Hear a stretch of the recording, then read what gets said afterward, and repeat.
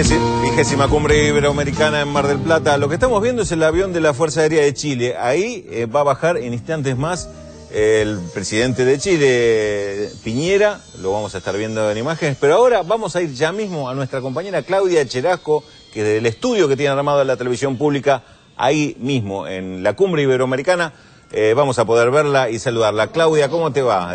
Raúl te saluda acá junto a Pedro Brigger y quien nos está acompañando esta mañana, Telma Luzani.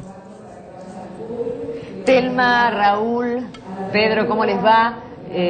Bueno, muchísimas gracias. Estamos viendo una vista incomparable de lo que es la ciudad de Mar del Plata. El avión de la Fuerza Aérea allí en el Astor Piazzolla, en el aeropuerto marplatense, con la llegada de Sebastián Piñera, que retrasado, bueno, tenía un compromiso solidario, en realidad era un compromiso de honor, había dado su palabra de participación en el Teletón y tenía que hacerlo. Así que, bueno, pero ha llegado finalmente a la ciudad de Mar del Plata.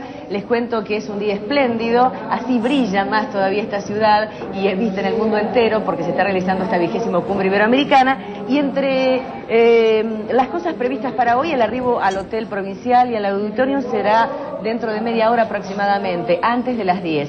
A las 10 está previsto el homenaje de los jefes de Estado al expresidente de la Nación, Néstor Kirchner. Y después comenzarán las deliberaciones, refrendar los jefes de Estado los documentos que se han ya analizado por parte de los cancilleres. Así que yo tengo un invitado aquí en el estudio de la televisión pública. Estamos hablando del secretario general de la Organización de Estados Americanos, es el chileno José Miguel Insulza. Se ha molestado a venir hasta aquí. Secretario, muchísimas gracias, bienvenido. Muy buenos días, muchas gracias, mucho gusto de estar acá. Bueno, que no es la primera vez, me contaba que ha estado en la ciudad de Mar del Plata. He estado algunas veces antes, y estuve en la Cumbre de las Américas, por cierto. Bien. Y estuve hace ya muchos años en otra cumbre por aquí cerca. Bueno. Que era una reunión de un congreso nacional de la Federación Universitaria Argentina, al cual me invitaron cuando yo era dirigente estudiantil. Nada más que era clandestino, así que estábamos todos medio encerrados en una tiempos. casa. Eran otros tiempos. Felizmente estamos en tiempos en otra etapa. Esas cosas se pueden hacer públicamente, sí. Secretario, usted habló precisamente del tema de que los países que integran esta región, la iberoamericana, piensen en darle cabida al gobierno de Honduras. ¿Por qué lo dijo? Mire, no es una discrepancia sobre las condiciones actuales en Honduras. Yo no pienso que coincido con todos en que Honduras tiene todavía muchos problemas, tiene problemas en materia de derechos humanos, tiene otro tipo de dificultades políticas, todavía están en el gobierno algunos que dieron el golpe, y sobre todo el presidente José Manuel Zelaya no puede volver aún, no está completamente seguro que pueda volver sin que le pase algo. Pero creo que Honduras, yo creo que muchas de esas cosas podrían resolverse ya dentro de la organización. Y Honduras atraviesa por momentos difíciles, la criminalidad ha aumentado muy sustantivamente. Hay un artículo, ayer leí en algún diario, mucha gente piensa que las sanciones no provocan efecto. No, en Honduras han provocado efecto. Han encarecido el precio del dinero, por ejemplo, los intereses son más difíciles, son más altos para Honduras que para otros países.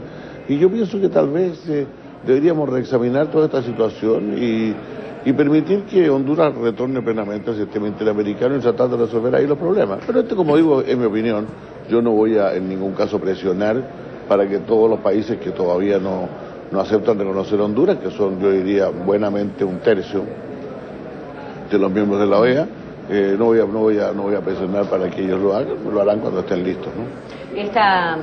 Este eje por el que pasa la cumbre iberoamericana, la educación como inclusión social, a su entender es más que imprescindible, es decir, la educación nivela, somos todos iguales y todos recibimos la misma educación. Bueno, ayer se presentó, en los márgenes de la conferencia, un interesante estudio de la OECD sobre lo que llamaríamos los sectores medios en América Latina. No hablemos de clase media porque los sectores medios son bastante más cargados hacia el lado de los pobres que hacia el lado de los ricos, en el sentido que la riqueza está muy acumulada en manos de unos pocos. Pero en todo caso, el estudio sobre estos sectores medios y los que tenían movilidad ascendente y descendente, fundamentalmente el tema de educación juega un papel central. Sí. Hemos tenido éxito, diría, en toda la región, prácticamente en toda la región, en hacer que haya escuelas disponibles para todos. Hoy día todo el mundo tiene derecho a educación y lo usa. Van cada vez más los niños a la escuela, van cada vez más a secundaria también, y van cada vez más a universitaria. Pero yo diría que el tema de la calidad de la educación, de poner al día la educación o a la altura de los desafíos del siglo XXI, es un tema que todavía afecta a muchos países. Es un desafío. Si le parece, secretario, están en Buenos Aires nuestros compañeros. Estamos hablando de Raúl de la Torre, de Pedro Brigger, de una invitada que se suma a esta emisión especial de Visión 7 Internacional. Telma, los están escuchando. Muchas gracias, Insulza, por estar con nosotros. Y hay algo tal vez paradójico. Un año y medio atrás yo hubiera pensado que tal vez usted podía venir a esta cumbre como presidente de Chile. Pero bueno, viene como secretario general de la OEA, una tarea difícil, lo hemos visto también en este último tiempo, muy preocupado por lo que pasa entre Costa Rica y Nicaragua. Lo vimos también con su participación en contra del golpe de Estado que le dieron al presidente Manuel Zelaya. Y justamente sobre esto le quería preguntar, si bien aprovechando su tiempo, teníamos muchas preguntas realmente para hacerlo. Usted recién dijo, cuando estaba comenzando la entrevista, respecto del gobierno de Porfirio Lobo, algunos que dieron el golpe están en el gobierno, y también dijo, Zelaya no está seguro de que le pase algo si él retorna a Honduras. O sea, planteó dos cuestiones realmente muy fuertes que invalidan, de hecho, el reconocimiento del gobierno de Porfirio Lobo, porque si algunos que dieron el golpe de Estado están en este gobierno, según sus propias palabras, y Zelaya, el expresidente destituido, no puede volver a Honduras, ¿por qué sí reconocer al gobierno de Porfirio Lobo? Bueno, mire, tal vez es importante recordar acá que hubo varios países, yo diría la mayoría de los países que vivieron dictaduras militares en los años anteriores, dictaduras de algún tipo, en los cuales el retorno del régimen democrático no vino acompañado de un retorno de todas las garantías y de una vida democrática completamente normal. Fue una transición que duró un tiempo y el gobierno no las tenía todas consigo. O sea, si ocurren esas cosas en Honduras, no es porque lo quiera Porfirio Lobo, es porque en Honduras hubo un golpe de Estado y fue un golpe de Estado exitoso. Es decir, había gente que lo respaldaba, había gente que estaba con ese golpe, todavía siguen en un montón de instituciones, etcétera. Por lo tanto, lo de Honduras hay que mirarlo también en espacios mucho más breves de tiempo, como una transición democrática en que no todo es perfecto. Esa es mi opinión, por lo menos. Ahora hay otros que miran, repito, este no es un tema, digamos, hay alguna discrepancia, pero no es un tema controversial, porque no nos vamos a pelear por esto. Pero yo pienso que nosotros probablemente promoveríamos mejor la democracia, una mayor democratización en Honduras si estuviéramos ahí, que si mantenemos a Honduras fuera del sistema interamericano. José Miguel Insulza, los saludo, Raúl de la Torre, en este caso. Recién mencionó, Raúl, muy buenos días. ¿Qué tal? Buenos días. Recién mencionó usted el documento que presentó la OSD, o OCDE, según el idioma en que tomemos la sigla, ayer ante la cumbre. Una de las cosas que veíamos dentro de este documento que llamó la atención, y le explico por qué me llamó la atención, es el elogio que hace a las políticas regulatorias que han tenido los gobiernos de Latinoamérica, que permitieron que las consecuencias de la crisis no fueran tan graves para las economías de nuestros países, y inclusive recomendando o viendo con buenos ojos el tema de que estas regulaciones e intervenciones del sector público, así las llama el documento, continúen, sobre todo en lo que se refiere al sistema financiero. Le digo que llama la atención porque pocos meses atrás esta misma organización advertía sobre el peligro de una ola proteccionista con respecto a las intervenciones públicas. ¿Cómo está observando esto? ¿Cómo se debe leer, interpretar esto que, para mi forma de ver, es un cambio de actitud, un cambio de mirada respecto de la OSD, sobre todo respecto de las políticas públicas de Latinoamérica? Bueno, yo diría que respecto del tema de políticas públicas en general habiendo un cambio bien interesante. Recuerdo hace una década atrás, usted sabe, mi país es un país con una economía bastante abierta y una discusión que a veces teníamos con europeos, norteamericanos incluso, es por la existencia de algunos controles en el Banco Central de Chile que pretendían desalentar la presencia de capitales golondrina, capitales de paso. Y eso era visto como una cosa muy negativa para el libre comercio, el libre intercambio. Hoy día todos ellos proclaman que esta era una buena idea, que todos deberíamos practicarla. Lo mismo ocurre con los temas regulatorios. Creo que hoy día hay mucha más disposición a reconocer que, sobre todo en materia financiera, sobre todo en materia de flujo de capitales, es necesario tener un mínimo de control para evitar que una afluencia o un retiro abrupto de capitales pueda dañar seriamente la macroeconomía de un país, ¿no? eso que se hacía antes. Por lo demás, corridas bancarias auspiciadas desde el exterior, etcétera, etcétera. Eso por una parte. Por otro lado, esto no tiene nada que ver con el si tiene algo que ver, porque finalmente lo financiero también es un comercio de servicios, ¿no? Pero creo que a lo que se refería, lo que hablaba de los riesgos del proteccionismo, es más bien un cierre de las economías al comercio exterior, que ciertamente no sería lo más beneficioso en un momento en que es necesario poner en marcha la economía mundial.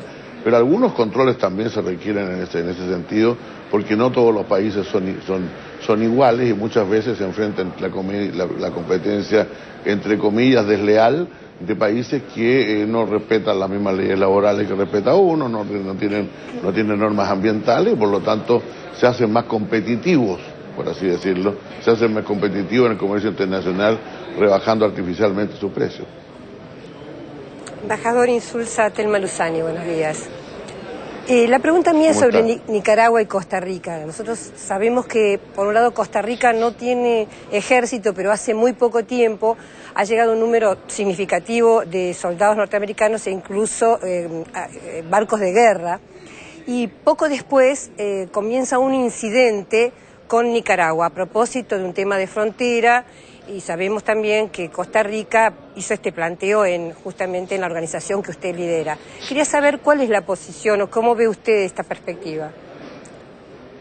Bueno, lo primero que quiero decirle es que las premisas que usted fija no son necesariamente compartidas. Deberían usted preguntarle tal vez a la presidenta de Costa Rica acerca de la presencia eventual de soldados norteamericanos en su territorio, cosa que no ha sido denunciada en mi organización al menos.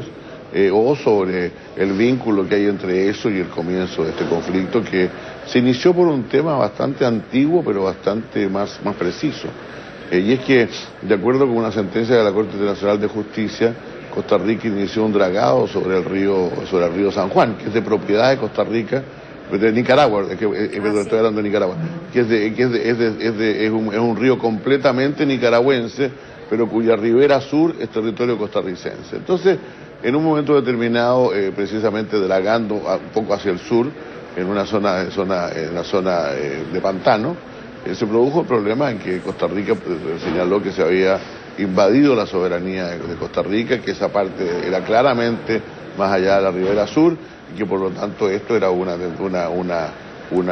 agresión de carácter territorial. Llevando el tema a la OEA, lo llevó Nicaragua también, planteando que este no es un asunto de carácter territorial, que podía ser una discrepancia en materia de fronteras y que había que resolverla. Y nosotros todo lo que hicimos fue establecer condiciones en las cuales se debería resolver, que son habituales en este tipo de conflictos. Es decir, pedimos que se reunieran, pedimos que demarcaran bien la frontera entre ellos dos y pedimos que no hubiera fuerzas en el territorio en cuestión, que son un territorio pequeño, no serán entre 3 y 5 kilómetros cuadrados, no más que eso. Desgraciadamente eso no ha sido posible hasta ahora y eso ha prolongado el conflicto, que también está ahora ante la Corte Internacional de Justicia porque decidieron llevarlo a ambos países ahí.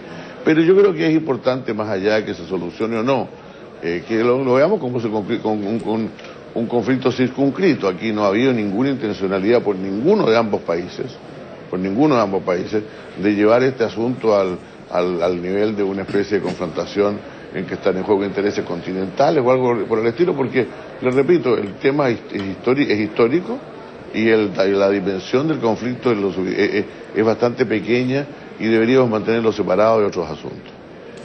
Insulza, lo saluda otra vez Pedro Brigger. Ahora, usted dice que es un problema entre Costa Rica y Nicaragua. Sin embargo, esto parece cobrar una envergadura internacional. Interviene la OEA, usted sobrevoló la zona. En algunos diarios del mundo, en Israel, en Estados Unidos, se comienza a señalar que en realidad detrás de la maniobra del gobierno de Nicaragua estaría supuestamente el gobierno de Venezuela con financiamiento iraní para construir un nuevo canal. Detrás del gobierno de Laura Chinchilla están alineados los gobiernos, podemos decir, más de derecha en América Latina, el de Panamá, el de Colombia. Está todo el tema de los acuerdos militares de Costa Rica y Estados Unidos. ¿Cómo se hace para evitar que esto que aparece como un conflicto histórico, como usted bien señaló, que nosotros en nuestro programa también lo remarcamos, cómo se hace para que esto no cobre una dimensión internacional cuando justamente ya lo ha cobrado? No, mire, yo quiero decir lo siguiente, Yo he estado en todas las reuniones de consejo y efectivamente los países tienden a apoyar más a uno que a otro, siempre ocurre esto, pero no apoyarlo en el conflicto limítrofe. No ha habido ni un solo país, ni uno solo, que se haya pronunciado sobre el tema que hay que dirimir de alguna manera negociando o en el Tribunal Internacional. Todos han pedido que haya diálogo, que haya discusión y que este tema lo resuelvan entre Costa Rica y Nicaragua, recurriendo de común acuerdo a los niveles internacionales que corresponda. En lo que ha habido más, por así decirlo, más discusión es en cuáles son las condiciones en que esto se hace, en que sí, efectivamente, una mayoría bastante sustantiva del Consejo de la OEA consideró que era necesario que no hubiera ninguna fuerza militar en la zona donde se producía el problema, y otros países no es que hayan dicho lo contrario, probablemente también estaban de acuerdo en que eso ocurriera, pero pedían un poco más de tiempo antes de que se tomaran resoluciones. Entonces, ese ha sido todo el debate. Y lo que sale en la prensa internacional no es lo que está ocurriendo en la OEA, si todo el mundo quiere que este problema se resuelva, porque además, repito, no tiene ni la gravedad ni la envergadura como para producir un conflicto internacional de magnitud de ninguna manera.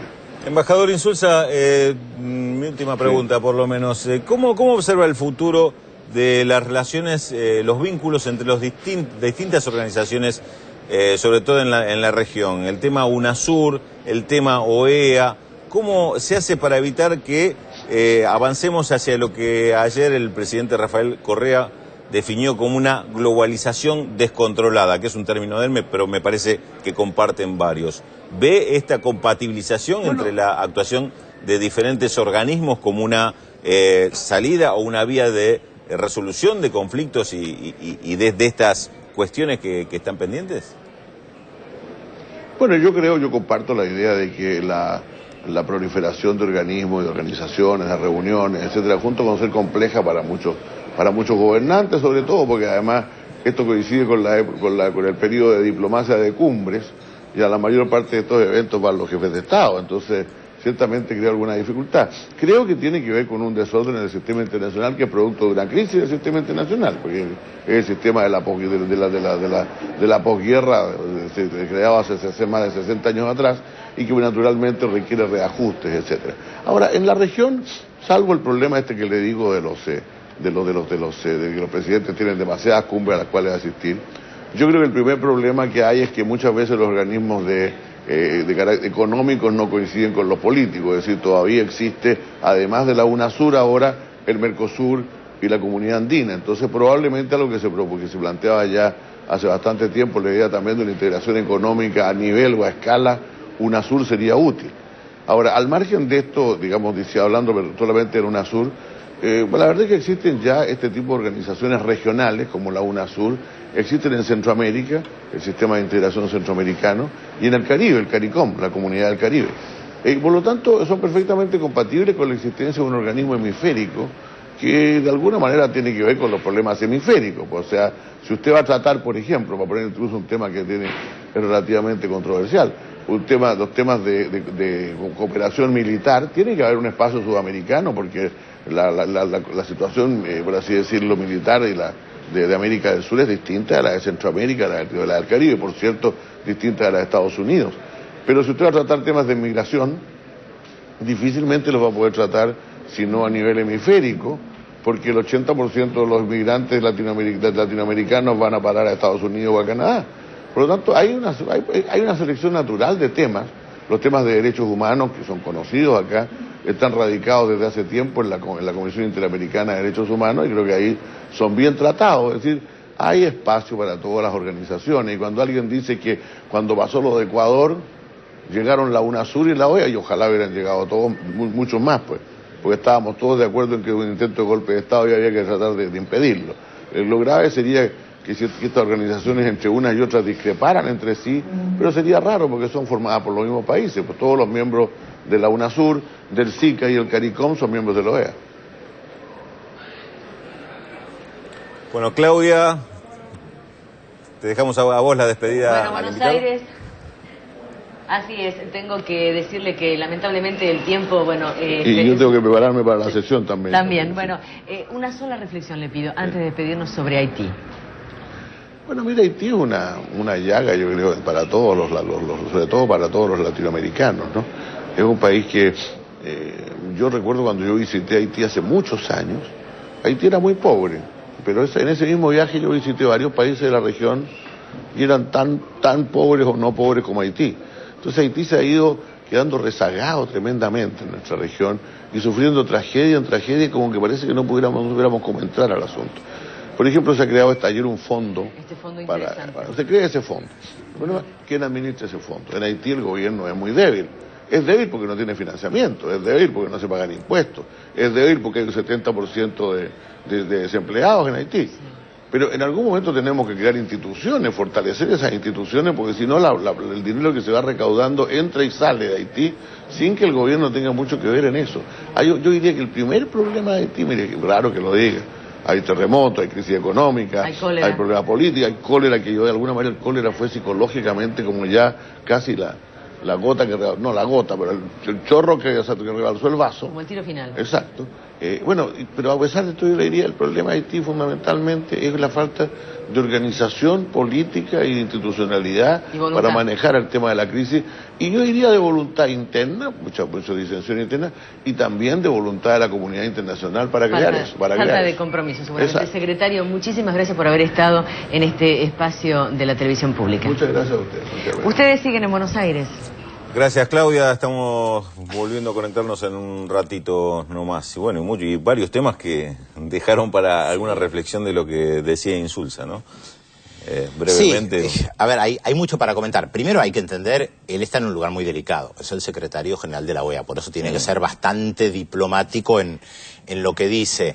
Yo pienso que él hubiera querido estar ahí como presidente de Chile, que al final desistió de ir a las internas, pero se lo dijiste. Era lo que buscaba, era lo que él buscaba, se lo dije delicadamente también, al fin y al cabo era su aspiración. Me parece que en ese lugar diplomático que él tiene delicado, minimiza un poco el lugar de UNASUR al compararlo con el sistema interamericano de Centroamérica, el SICA y el CARICOM. UNASUR claramente tiene definiciones políticas de primer nivel.